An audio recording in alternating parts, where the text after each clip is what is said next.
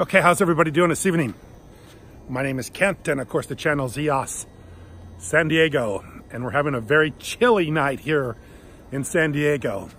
I got my leather jacket on, and I'm freezing to death, even though the temperature's 52 degrees. I just checked. I thought it was a lot colder than that, because I have a temperature on my car, and I was looking at it was 52 degrees, but it feels like it's about 32 degrees because it's so cold. It's just something about the weather here. It's close to the ocean, and it feels a lot colder than it really is.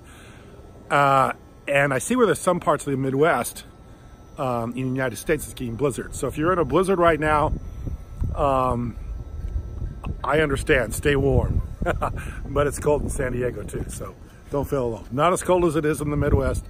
I grew up in the Midwest, I know what it's like in the Midwest, but it is cold here too. So anyway, I want to talk a little bit tonight about the survival of the fittest as far as blockchain is concerned, because blockchain obviously has a future. I think there's enough evidence about blockchain knowing that blockchain is surviving, more and more users every day. The technology is technology for the future, the ability to put digital information on the internet in a distributed way. That's obviously technology. It's going to be part of our future. The question is what blockchain will survive? Which blockchain will be the survival of the fittest? The law of the jungle.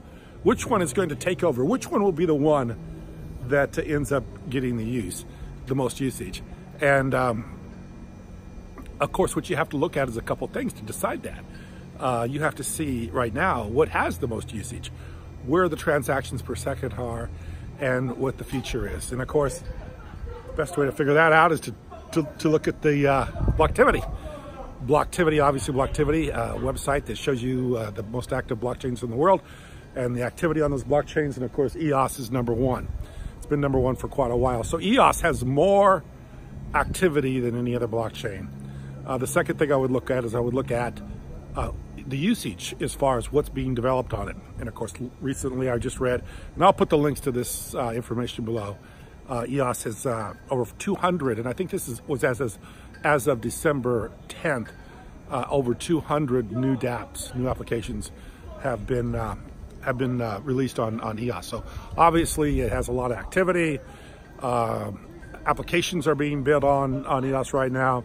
It has a lot of financial backing. And of course, I believe as far as blockchains are concerned, the proof of stake protocol is much better than the proof of work protocol. And I've watched some really good videos on that here recently.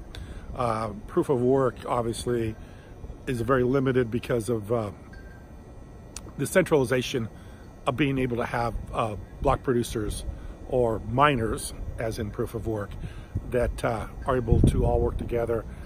And it's just a matter of being able to have enormous amounts of money, enormous amounts of electricity, all of which is not sustainable.